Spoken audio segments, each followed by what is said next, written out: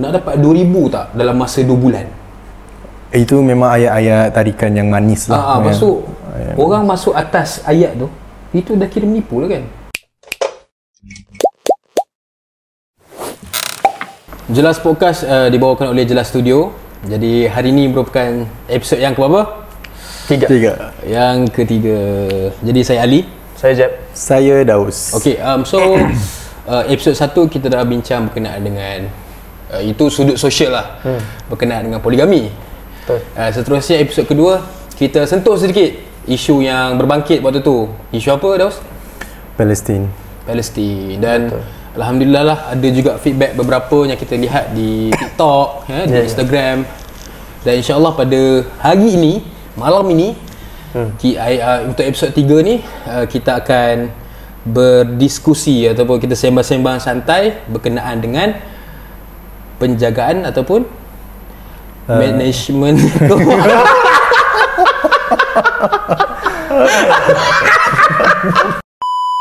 berkenaan dengan mengurus kewangan jangka panjang. Urus penjagaan tu kulit. Penjagaan kulit, pengurusan kewangan jangka panjang. Untuk jangka panjang untuk long term. Dan sebelum tu, sebelum kita masuk dalam kita punya topik yang sebenar, nak tanya sikit kat Jeb dengan Daus ni. Apa dia? Korang pakai tak cuci muka kat rumah?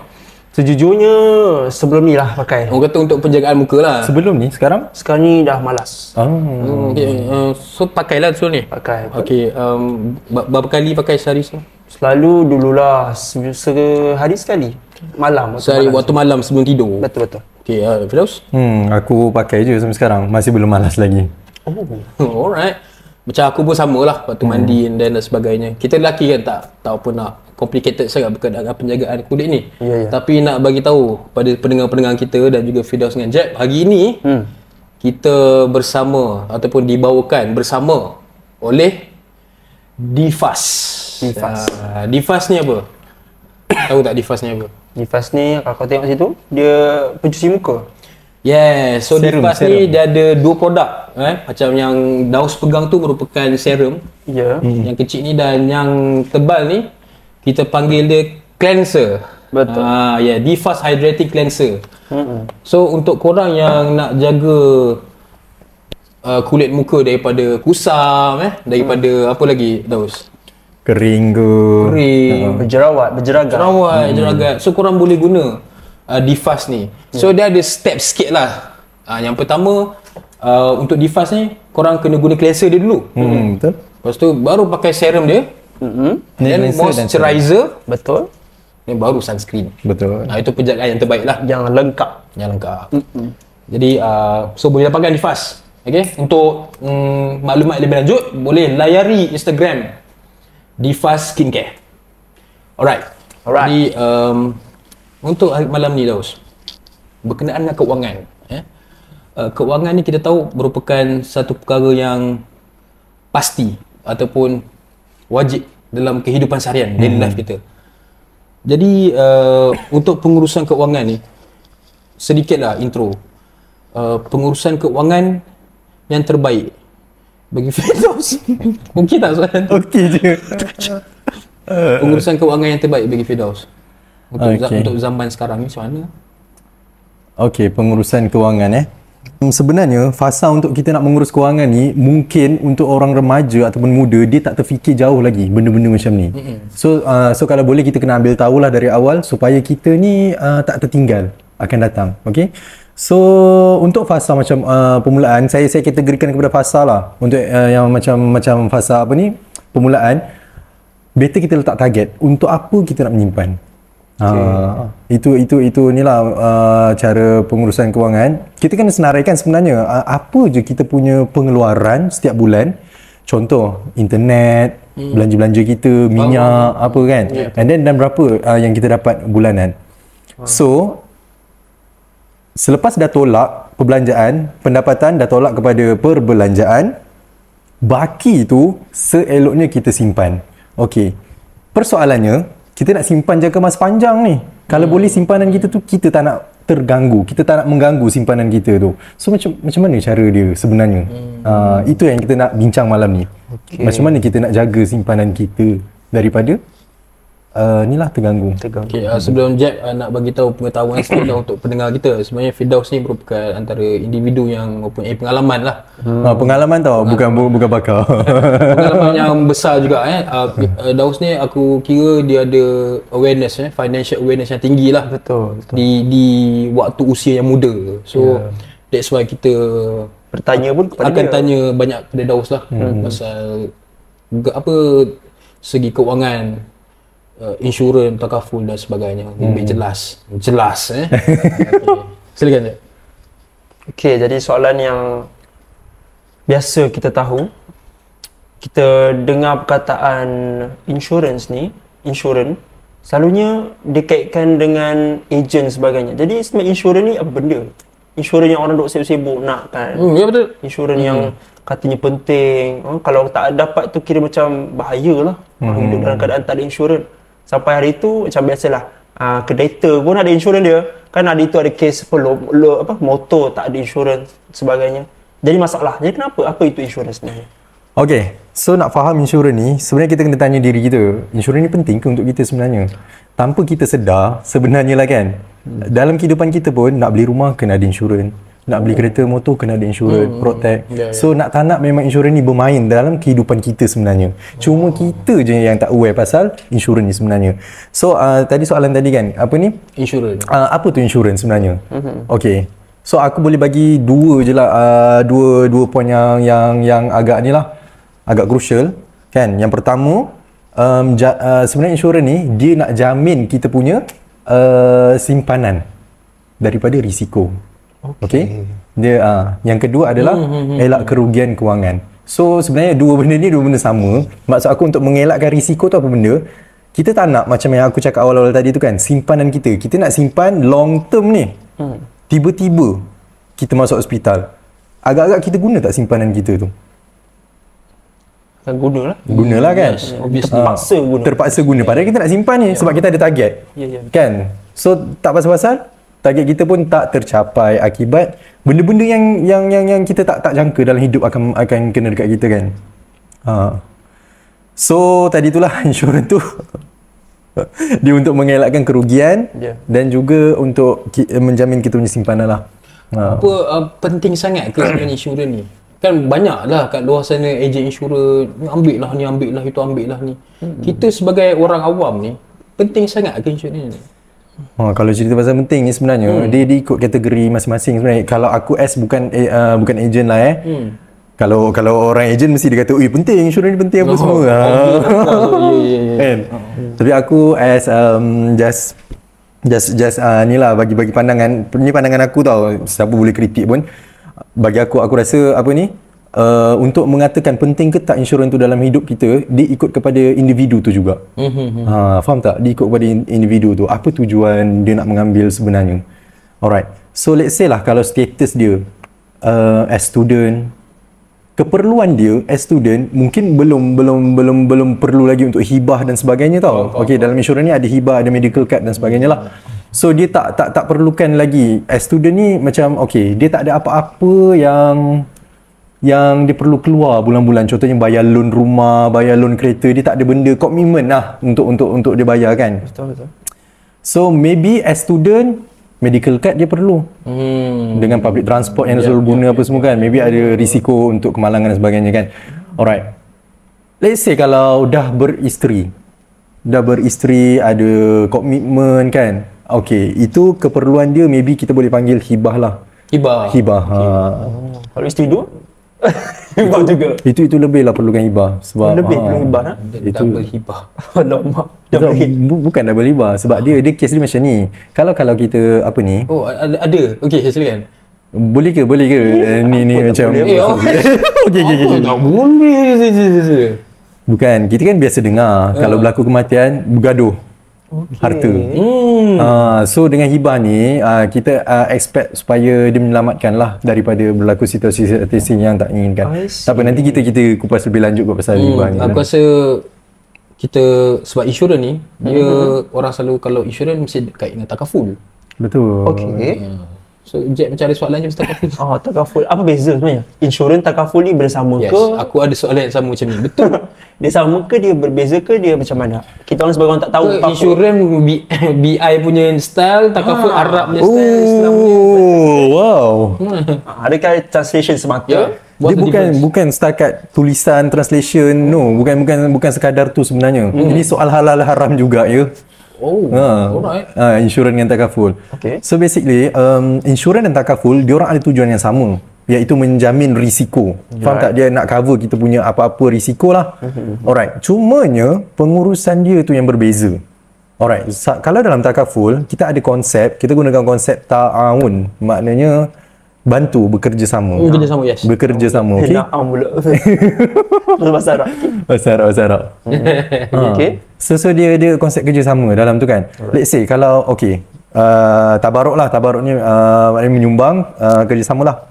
Maknanya kita letak duit kita, aku letak setiap bulan RM10. Okey, orang ni pun letak RM10 semua masing-masing kan. Antara kita yang letak RM10 ni, siapa tiba-tiba ditimpa musibah, kita sumbangkan kat dia. I see.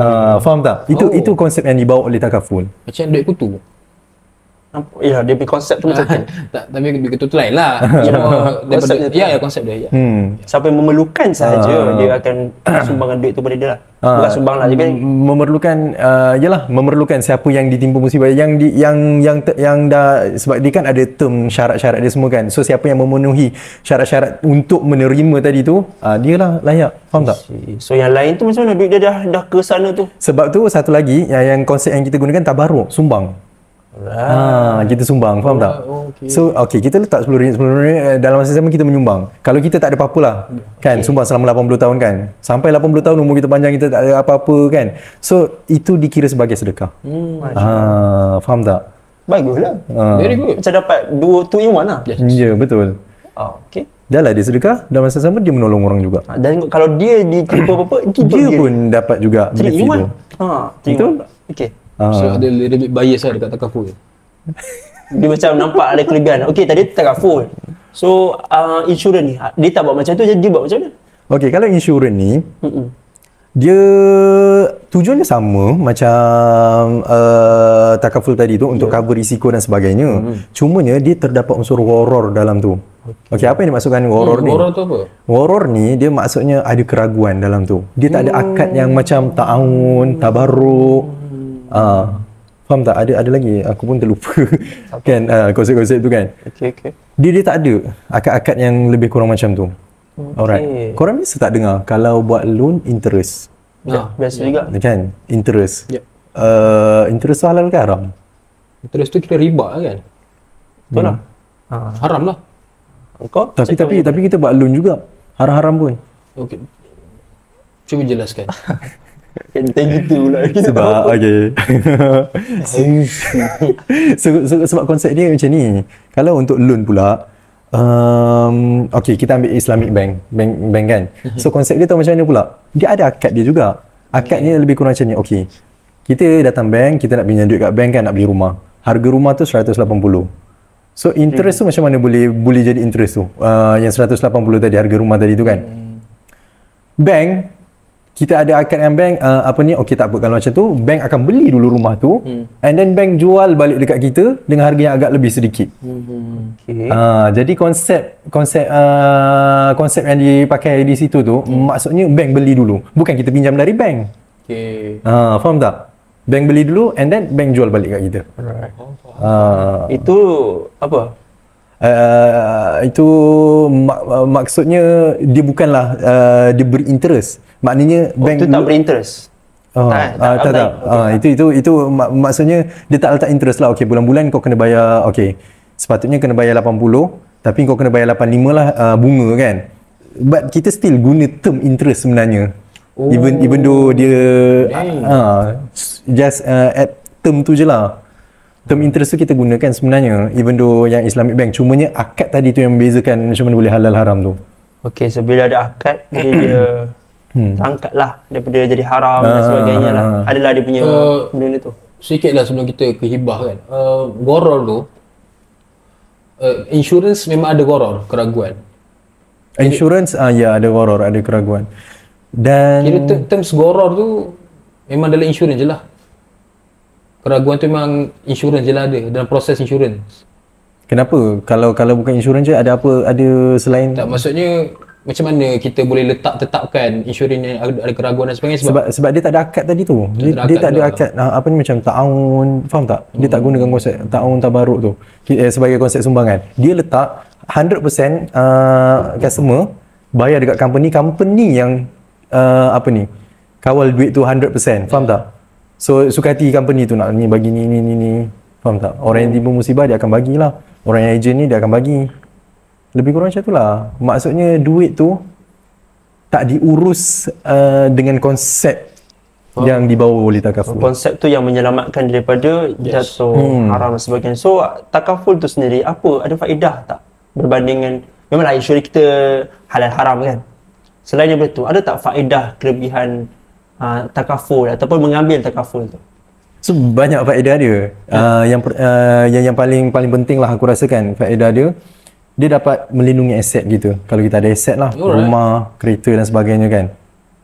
So dia dapat lindungi aset kita. Itu faedah yang pertama.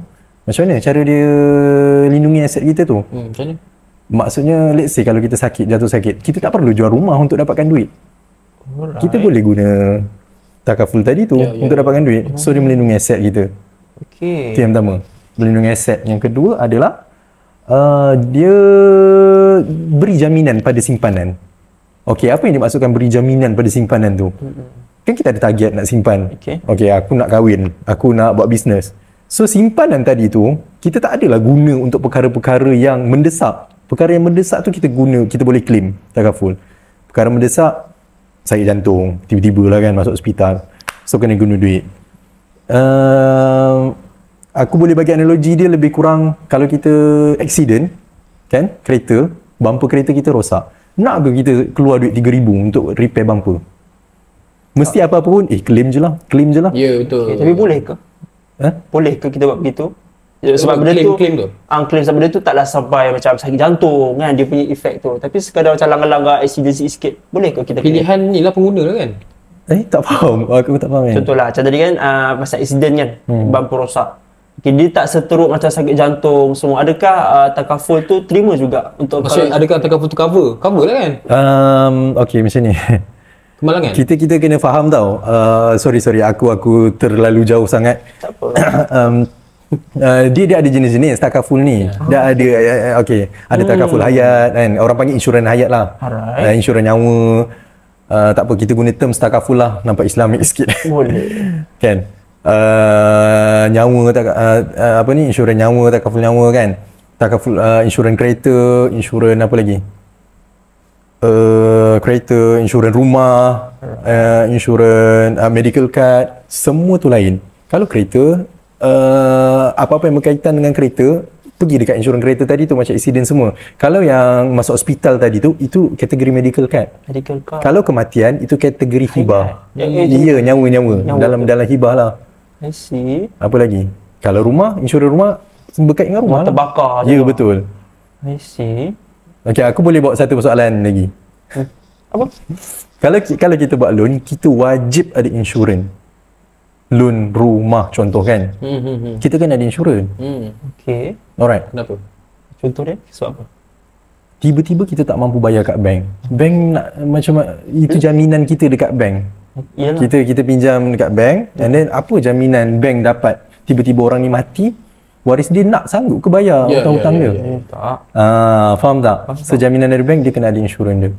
Alright. So nanti kalau contoh dia dah mati, yang akan bayarkan adalah ya, insurans dia. Okey. Ni lagi dalam sikit, boleh ke? boleh. Silakan. Okey. Ada kategori juga insurans untuk buat loan. Satu MRTT, satu lagi MLTT. Aku lupa nama panjang dia apa. Just dia punya pendek tu je. MLTT itu adalah insurans daripada pihak bank. Maksudnya sambil kita bayar loan, sambil kita bayar insurans juga, tapi dekat bank, under bank. Oh, right. MLTT, MRTT. Sorry, itu MRTT. Kalau MLTT, MLTT, kita ada insurans kita luar daripada bank, kan? Yang mana Faham ke ni? Dia tak ada kaitan langsung dengan bank tu tak? Ya, dia tak ada kaitan langsung dengan bank. Harga jaminan, contoh harga rumah tu 300,000. Harga cover dia pun 300,000. Ya. Okay. So, dia kalau MRTT ni maksudnya dia tak perlu lagi ambil MLTT. Ya, sebab dia dah ada bank dah. Dia dah ada benda yang cover. Bank dah ada jaminan. Ya. Nak buat loan kena ada insurans. Kena ada takaful. So mana lebih bagus, MLTT ke MRTT? Kan. Bank lah kot. Bank lagi senang lah. Dah satu jalan ada Dia dua. dah cover sekali kan. Betul ke? Apa jawapan anda? Bagi pandangan Daus? Okay. Kalau MLTT memang dari bank, tapi bank kebiasaannya hanya yang dia buat lah dia cover sampai 5 tahun je. Jadi Tiba-tiba MRTT kan? Tiba-tiba meninggal tahun Ni ke-6. ML. Ni ML. ML Bank. ML Bank. ML Bank. MR, sorry. Dia terbalik tadi. Sorry, pening. Okay, MRTT Bank. MLTT sendiri. Ya. Okay. Mana-mana syarikat company takaful lah. Okay, so MRTT biasanya dia cover sampai 5 tahun. Sebenarnya boleh cover sampai loan kita, kalau loan kita 30 tahun. Dia boleh cover sampai 30 tahun, tapi kena minta lah. Dan biasanya MRTT ni memang agak murah daripada MLTT. Oh, murah lagi. Cumanya yang tak bestnya satu lagi yang tak bestnya, sebab kalau macam MRTT ni dia hanya cover rumah tu je. Let's say kalau hutang rumah kita tu tinggal 80,000 je. Lepas tu kita meninggal, so dia bayar 80,000 je lah. Okay. Kalau MRTT, Kalau MLTT, ya Allah. Saya dengar R dia macam orang Cina dah tak tahu. R Bank ni. Ya Allah, sorry. Tak apa, biasa tu silap. Kalau MLTT, kalau MLTT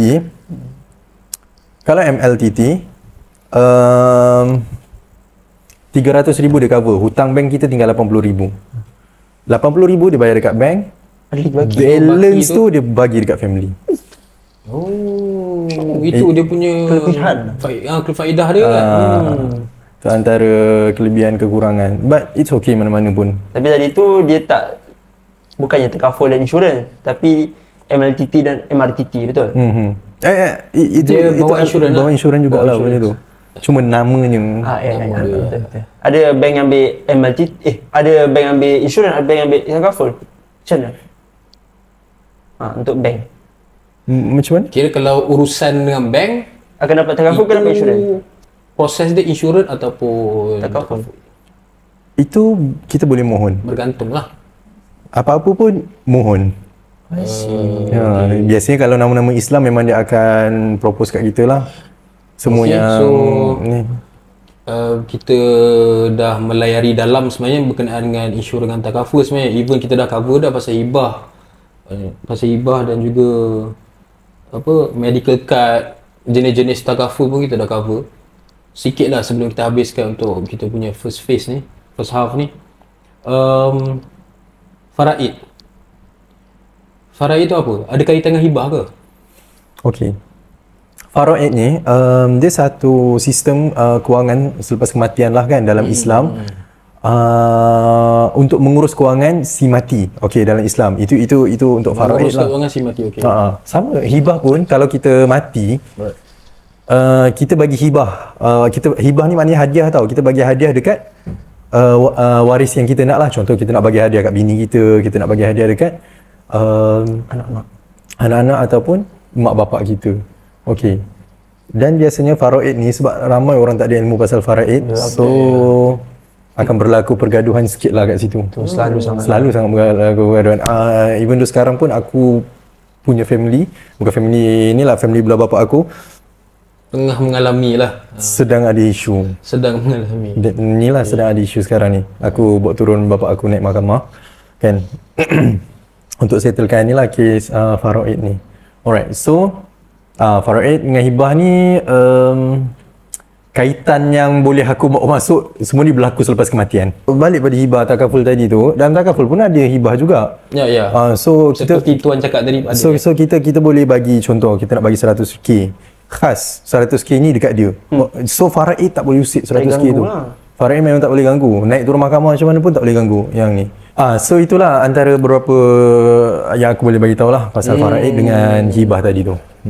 Bukan setakat tu lah, insurans, takaful macam mula-mula tadi. Semua ni sebenarnya nanti berkait tau dengan simpanan kita. Dan kita ni nak mengurus simpanan kita ni dalam jangka masa yang panjang.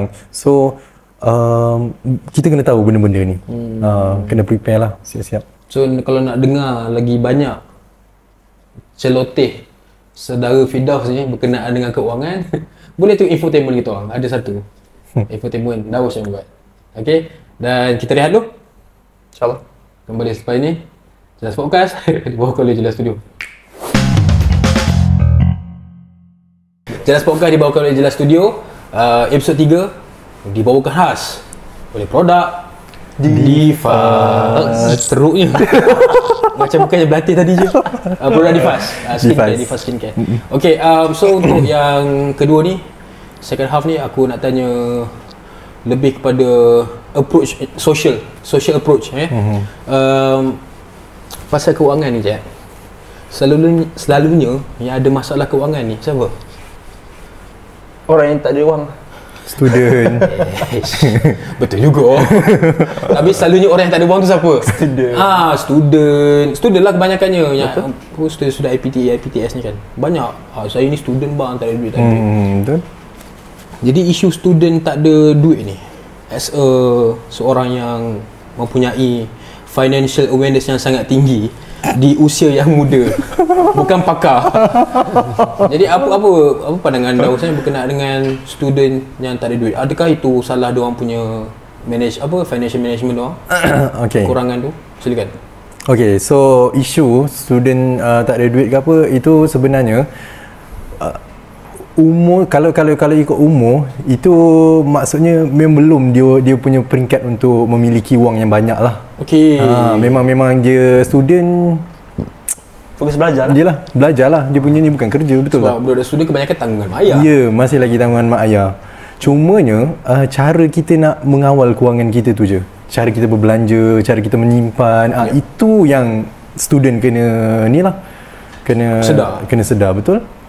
Kena sedar. Maybe ada setengah student dia beruntung, dia dapat zakat ke, dia dapat tajaan dari mana-mana, betul tak? Okey, itu tak apalah, alhamdulillah, tahniah daripada dia. Dan mungkin ada juga setengah student, cara dia nak mengurus kewangan dia bekerja part time lah, kan? Maybe waktu malam ataupun waktu-waktu weekend yang ni lah, waktu-waktu free. Betul, yes. Tak ada kelas kan? Ya, betul. Yeah. Cumanya semua perkara-perkara tu semuanya subjektif. Okey? Dia just yang pentingnya tu macam mana kita mengurus aliran kewangan kita. Macam saya cakap tadi lah, kalau ikut cadangan, better kita tengok apa je pengeluaran kita sebagai student. Maybe pengeluaran kita internet, belanja makan, kalau ada kenderaan minyak, tak ada kenderaan Grab, tambang kenderaan awam, tambang kenderaan awam kan. So agak-agak dalam berapa banyak je duit yang student keluar, kan, betul tak? Ini cerita student yang dapat tajaan lah. Yang tak dapat tajaan tu banyaklah juga Banyak, sebenarnya banyak. Sebab kos sehari hidup bukannya rendah ni Zaifi kan, walaupun kerajaan dah berubah dan sebagainya tapi masih tinggi. Dan juga apa yang diorang ni kehendak diorang zaman semakin ke hadapan, semakin semakin sebab tu pengurusan kewangan kita jangan materialistik sangat. Kita pandang cermin kita ni tahap mana kita punya kemampuan. Ukur baju di badan sendiri. Betul lah, kebanyakan pelajar-pelajar sekarang diorang ni terlampau bersifat materialistik tu sampai dia letak tepi benda-benda yang lebih crucial, lebih penting dalam hidup diorang kan. Betul. Disebabkan oleh kepesatan teknologi, social media, itu juga yang menghasut trend tu yang ni kawan-kawan punya peers, influencer. Ya, kita sendiri pun dah pernah rasa lah dekat dalam situasi tersebut, betul tak? Jadi pokok pangkal dia kena pandai kontrol. Ya, pandai kontrol. Walaupun makanan mahal sekalipun, ada cara dia sebenarnya. Betul. Untuk kita kurangkan makanan. Bukanlah kurangkan makan, maksudnya untuk beli makanan yang lebih murah supaya kita dapat kawal kewangan tu kan. Sebab ada certain pelajar yang lahir dengan keluarga yang sederhana, B40 dan sebagainya. So aku rasa memang bagilah sikit tips. Macam mana student, bagi ni 3 lah, easy tips for students. Go. Lepas tu dia untuk apa ni? Kawal kewangan tu? Yes, Kawal kewangan. financial manager.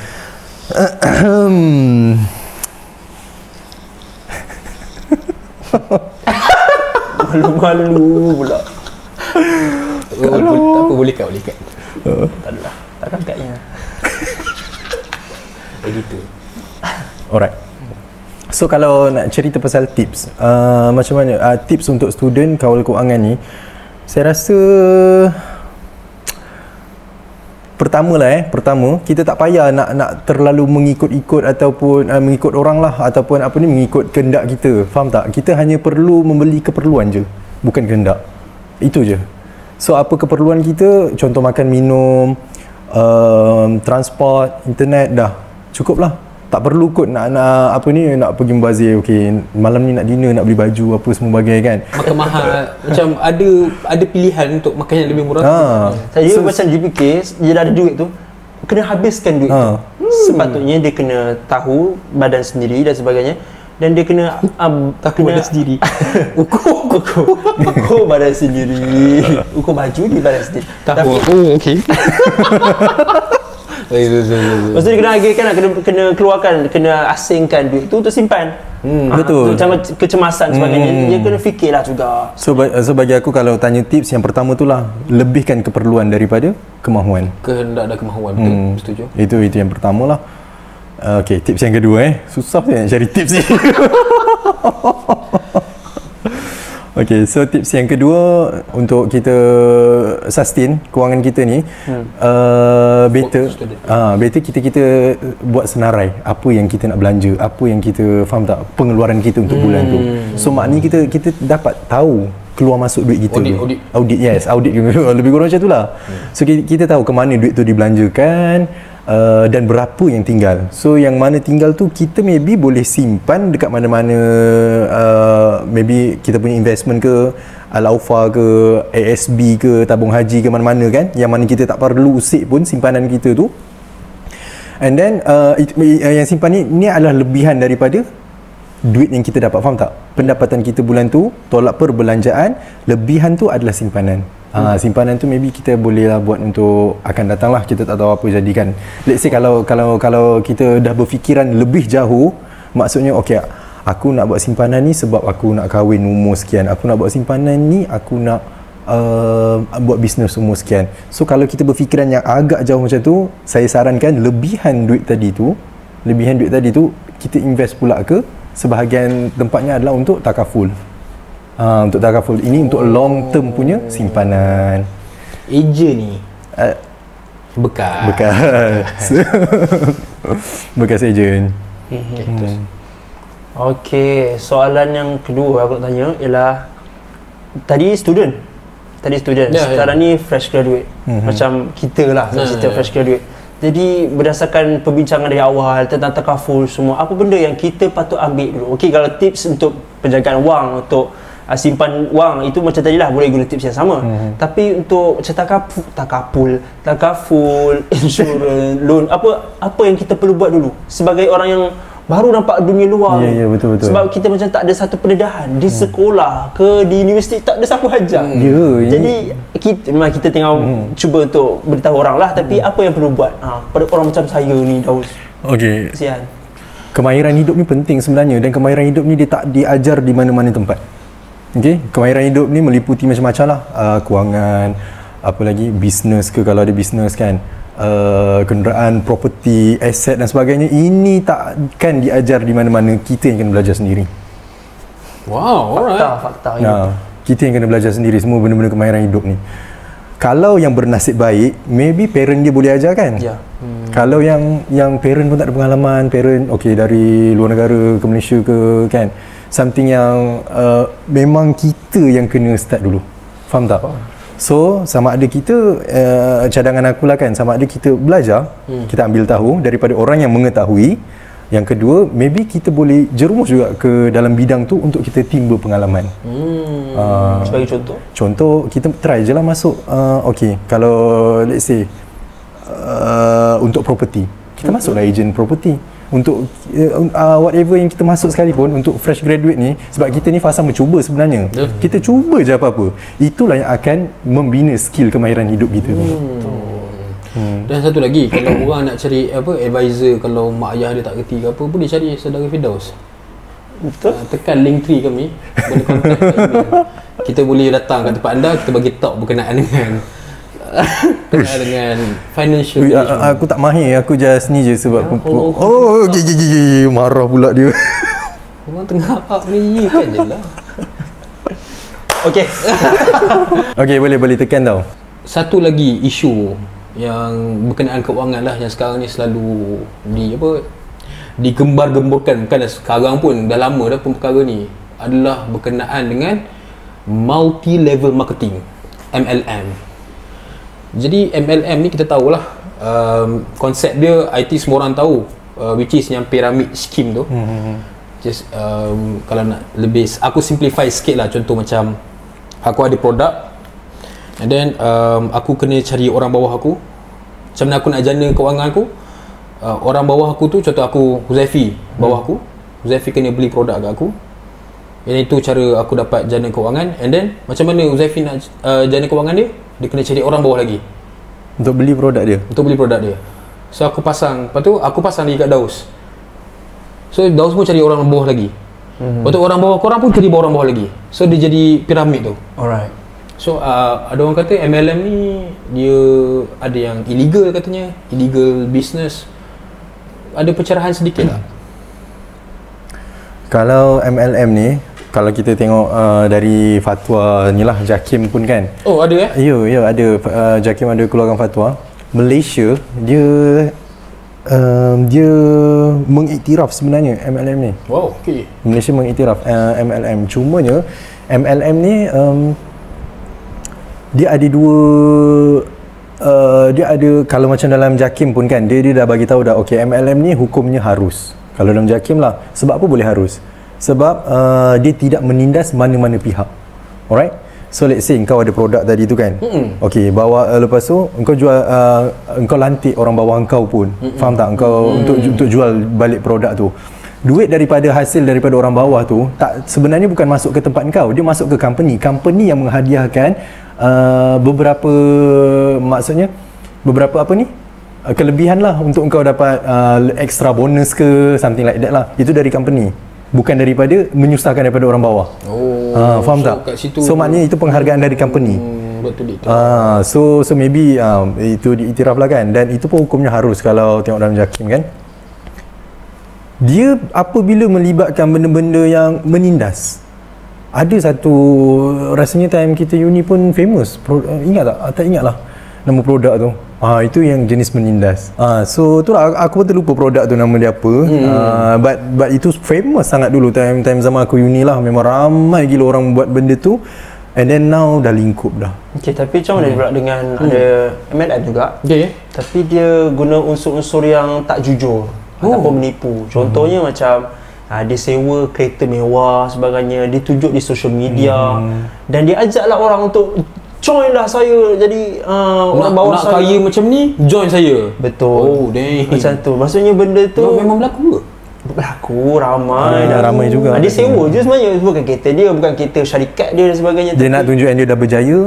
Jadi itu cara untuk dia ajak orang bekerja kononnya kan. Nampak John, macam dia punya ni lah. nampak macam baguslah dia bekerja, tapi adakah benda macam tu sebenarnya bagus ataupun boleh ke kita buat macam tu? Ada unsur-unsur macam tu. Tipu juga sebenarnya. Itulah kalau tanya yang benda ni, sebab dia ada unsur penipuan kan dalam tu. Bila melibatkan penipuan ni, kita risau keberkatan nak masuk dekat tempat kita tu. Okey. Betul lah. So kita risau keberkatan untuk kita punya punca rezeki tu. Dalam masa yang sama, kemungkinan benda tu boleh menyebabkan kita menindas orang yang nampak, oh wow, dia ni berjaya apa semua. Sekali masuk lah B40 rupanya. Kena cari orang bawah lagi. So dah lah dia dah masuk ke sini, kena cari orang bawah lagi. Dia pun dah kerugian tak berapa. So nak tak nak, akhirnya kita pun disebabkan kita menipu tu, kita menindas orang. So benda-benda yang menindas ni agak-agak apa hukum dia kan? Aku rasa orang tertipu macam orang ingat boleh dapat, contoh diorang selalu cakap sini, nak dapat 2,000 tak dalam masa 2 bulan. Itu memang ayat-ayat tarikan yang manis lah. Lepas tu orang masuk atas ayat tu, itu dah kira menipu lah kan. Sebab aku memang nak dapat ni 2,000 2 bulan ni, aku tak ada duit kan. So bila dia masuk tu dah kira menipu lah kan. Betul. Haram Haram. kan. Menipu pelanggan. Sebenarnya itu tak menipu kot, tak tahulah. Tak menipu Sebab memang boleh dapat, cuma usaha je lah. Okey. Maksudnya kalau dia menipu tu, menipu lah. Kalau dia cakap tu memang betul berdapat, dapatlah. Tapi kalau dia tahu yang apa yang dia kata tu sebenarnya tak pun, dia just nak pancing orang je, itu mungkin satu kesalahan lah. Dia tak tahulah, tapi kalau tanya aku, yang aku meletakkan kalau benda tu jadi haram bila ada unsur penindasan tu. Faham. Baik. Okey, jadi itulah sedikit berkenaan dengan pengurusan keuangan untuk episod 3 ni. Banyak sebenarnya input yang kita dapat daripada saudara Daus ni. Lain macam bro ni sebenarnya kan. Siapa yang recruit dia? Kan? Siapa yang recruit dia? Apa orang ni? False claim. Terima kasih. Oh ya, okey. Okey, tak apa. Jadi Daus, tuntasnya. So, alright. Conclusion ya. Sebab sebenarnya tajuk kita ni tentang macam ni kita nak saving tau untuk jangka masa panjang. So, aku just bawa beberapa perkara lah untuk korang boleh berfikir, boleh mencari. Sebenarnya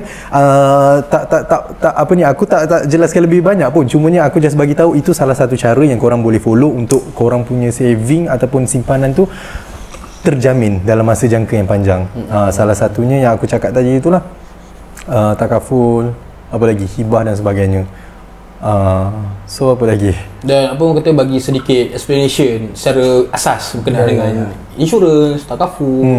Ada beberapa cara proses MRTT, MLTT yang berkait dengan bank dengannya sendiri. So dari itu korang boleh aware lah sebelum nak buat loan. Oh, ada macam ni. So korang dah ada ilmu tu, korang tak adalah tertipu dengan janji-janji manis. Kalau kalau kadang-kadang kita macam follow je, kena buat insurans ya, okey tak apa, try lah buat kan, saya ni baru nak ni, faham tak? So kita boleh mengelakkan penipuan kat situ.